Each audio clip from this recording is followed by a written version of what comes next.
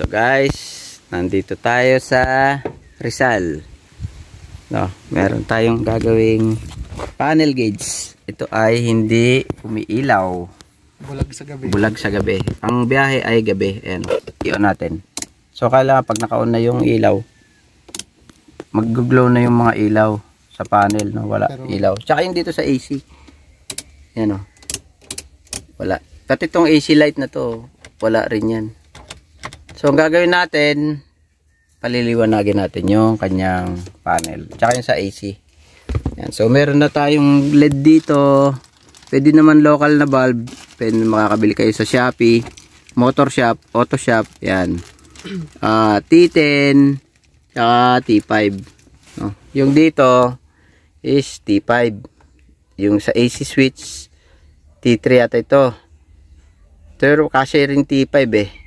Subukan natin. Yung dito sa aircon T5 ito. So baklasin na natin. Meron na tayo mga naunang mga tutorial dati. Pero uulitin ulit natin kasi nga para ma-refresh at makita nyo din kung papaano. So simulan na natin. May mga tornilyo ito guys. Tirahin natin mga tornilyo. Meron dito, dito, dito sa gitna, dalawa, isa, dalawa. Tapos dito, isa, dalawa. So yun lang. Tapos dito, iaangat lang natin ito. So simulan na natin. Meron din pala yan dito sa may sa may radio. So yan. Simulan na natin. So naituro ko na yung mga tornilyo. Tanggalin nyo na lang. Baklasin muna natin. So yan guys, tanggal na natin yung tornilyo. I-remove muna natin itong mga naan dito. Ang purpose lang naman natin para mapailaw natin So ito, babaan nyo yan ng ganyan. Yan. Tapos hilain nyo ito. Yan. Sino ba nagbaklas nito dati, brother? Yung yung tawag nito, yung electrical shop na suki namin sa may Kainta. Pero tagal na rin nung nabaklas yun eh. Ilang taon na rin. Parang 5 years na rin. 5 years.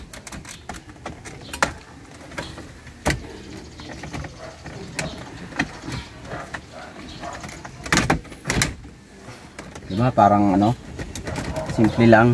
Yo. May mga clip kasi ito. Pag hindi mo siya na pwede kasing mabali. Mabali. Yun ang medyo nakakatakot dyan. Natatanggal ba mukha nito? Hindi. Ito? Parang hindi yata eh. Hindi. Hindi.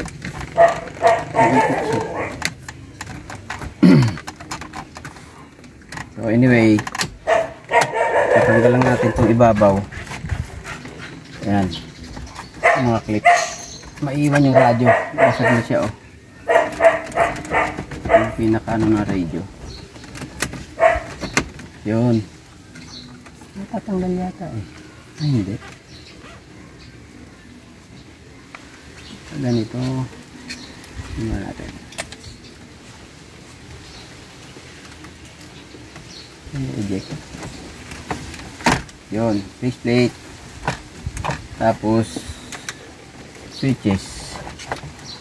May mga switches. May mga cable.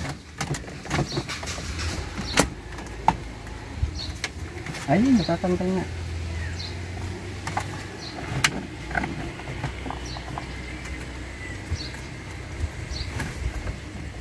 Ano muna natin to.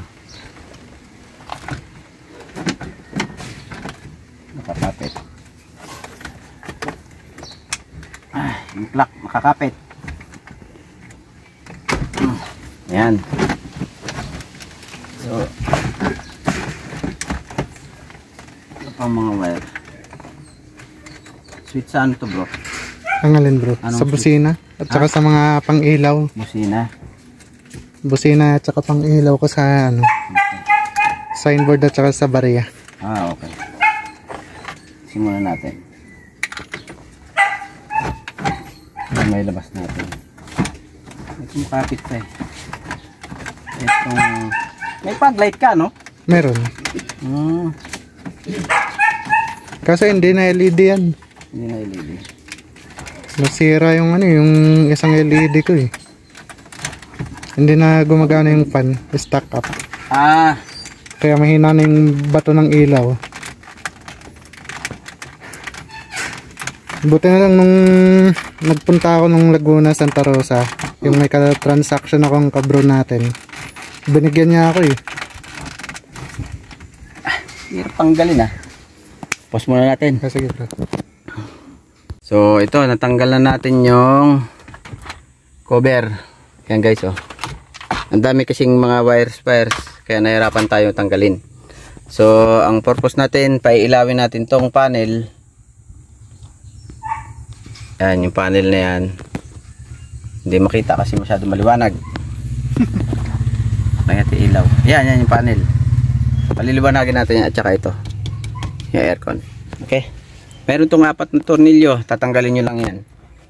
4 na tornilyo. Pakihawak nga brother. Tanggalin ko lang tong 4 na tornilyo. Unahin muna natin ito. Kasi ito may polarity.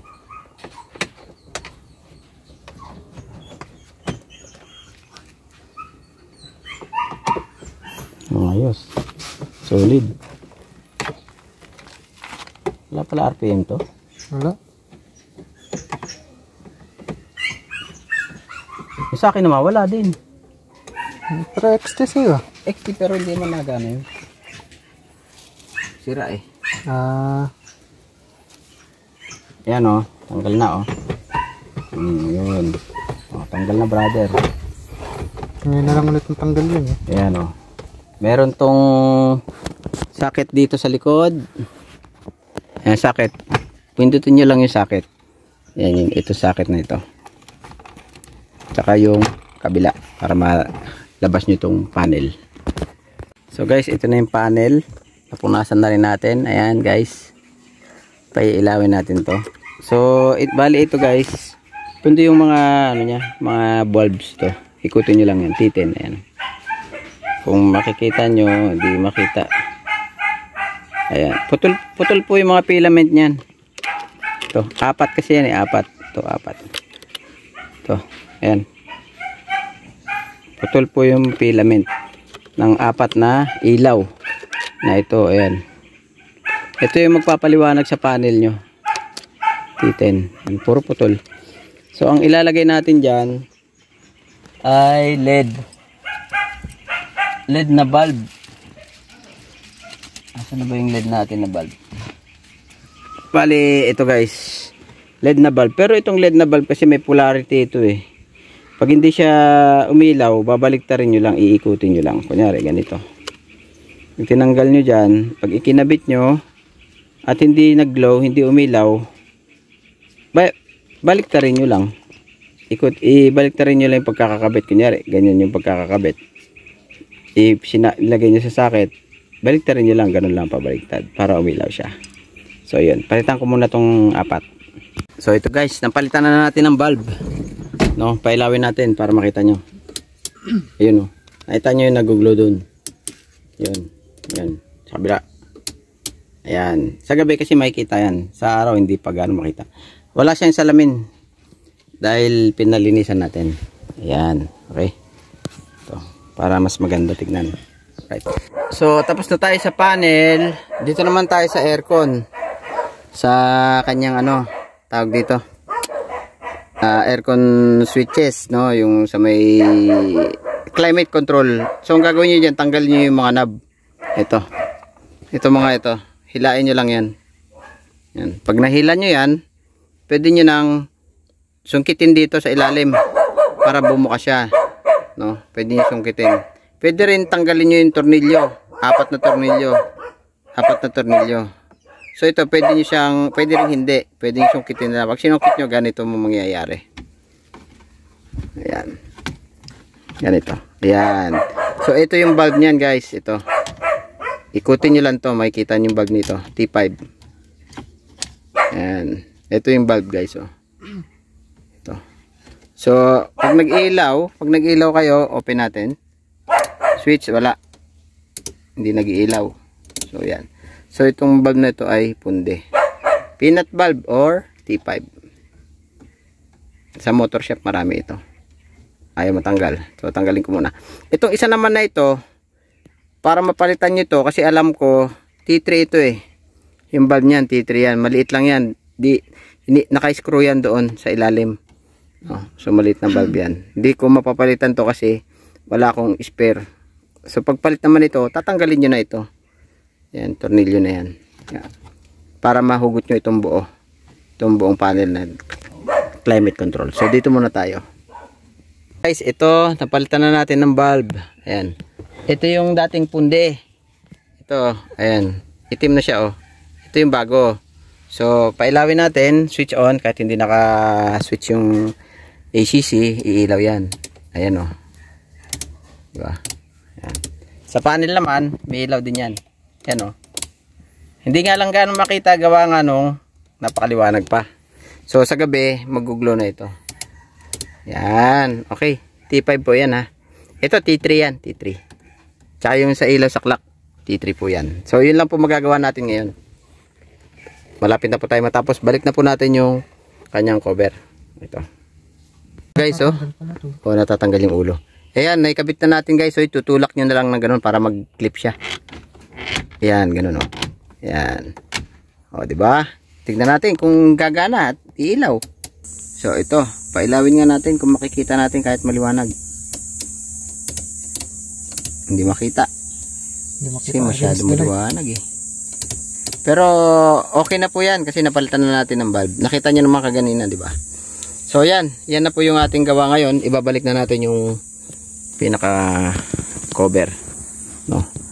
Ng panel. Ayan. So, yun lang, guys. Salamat. Si Sir Erwin pala yan. Team Ice. Team Ice. Tropa natin yan. Ayan. Napadaan lang ako at siyempre, napadayo sa kanyang lugar kasi meron kaming transaction. Nakisuyo ako sa kanya. Nakita ko rin na kailangan niya din ng ang magpapalit at hindi niya kayang tanggalin yung mga gawin ba, yung kagaya niya magpalit ng bulb. Siyempre medyo maselan din pag hindi mo siya kabisado. So, madali lang din naman para sa akin. Siyempre, para sa kanila, yung hindi pa nakapag-experience ng ganun, medyo alanganin sila magtanggal. So, ayan. Ang ating ginawa ngayon, no? Sa ating tropa dito sa Rizal. Sir Erwin ng Team Ice. Yan. Alright. So, pag nakita ng mga... Ganito ba yung clock nyo? Yan. Bungi-bungi. Minsan, ang ginagawa dyan, ni-sprayan lang ng WD-40. No? WD-40, mabubuo ulit yan. Pero meron pang isang way para yan ay mabuo. So, ang ginagawa ko dati dito, kinakalangan ko lang yung likod niyan, ito. Hindi ito sa sakit niya, kakalangan mo lang yan dyan para dumikit lang yung sa loob yung contact. Pwede rin yung spray ng contact cleaner. Pwede nyo rin kalangan ng cotton yan o di kaya tissue para magbuo. Ito, tignan nyo, guys. Oh. Magbubuo yan. Yan, oh. Diba buo na? Kasi inano ko yung pinaka-contact. Parang inipit ko. Ipitin natin. Yan, o, buo na. Pag binitawan, magbabasag-basag siya. Ayan, o. Pero kung lalagyan nyo ng kalang yan, yung likod, magbubuo yan. Yan, kagaya niya, no. Buo na siya. 101. Yan, ganun lang ang technique yan. Ito, kakalangan lang natin to. Kahit toothpick, pwede yan. Kalangin toothpick dyan sa ilalim. So, ito guys, so, uy, mangga. Nahulog yung mangga. Buti hindi nababasag yung windshield. Nakagulat ako. Ito, sir, o, yan, o. Nilagyan ko siya ng tissue. Pwede nyo lagyan ng cotton. Pwede rin. Yan, ganyan. Temporary yan, guys, ha. Yan, hindi ko sinasabing hindi na siya magbibiyak-biyak. Pero ito yung ginagawa ko matagal na. No. Besides sa pag-spray ng WD-40. So, ayan, o, nakita nyo, o. Buo na siya, o. Ayan. Pero may issue pa rin to. Parang hindi yata umiilaw yung paggabi. Ayan, hindi siya nag-glow. Ayan. So, ito mga ginawa natin. Ayan, nag-glow na. Ayan. So, ito. Okay na, guys. Nakita nyo na, ha, kung paano gawin. Ito, naibabalik na rin natin itong itong cover niyan. So, yun lang. Thank you. God bless. So, yan, guys. Tapos na tayo. Ayan. Dito po tayo sa Agono. Ayan. Nadaanan natin kasi tropa. May pinakisuyo ako sa kanya. So, ginawa ko na rin yung sasakyan niya. Ayan. Ayan, si Shoutout kay Max Bellasan Jr. ng Tropang East Idol. Mr. NBJ. Yes, ayos talaga. Laging alaskador sa akin yan. Ayan. Team Ice number 1. Yes, Team Ice number 1. So, ayan guys. Huwag nyo rin kalimutan i-follow and subscribe si Tom's Demo. Yan. Nagbibigay po ako ng libreng tutorial para sa gusto mag DIY. Yung mga malalayo sa mga shop at hindi kayang abutin ng mga mekaniko or yung mga nagpapalit ng mga basic lang. So ito naman yung makina niya, chine-check din natin, tinitignan din natin, no. Yan. Isuzu Crosswind Turbo 2.5. UV Express, parehas po doon sa unit natin na UV Express. Magkaibang ruta lang. Yan, magkaibang ruta lang. Ako naman ay naligaw lang sa kanyang ruta kasi nga may nakisuyo tayo ng pabor kay kay Brother Erwin. Yan, dami kong kinarga kasi.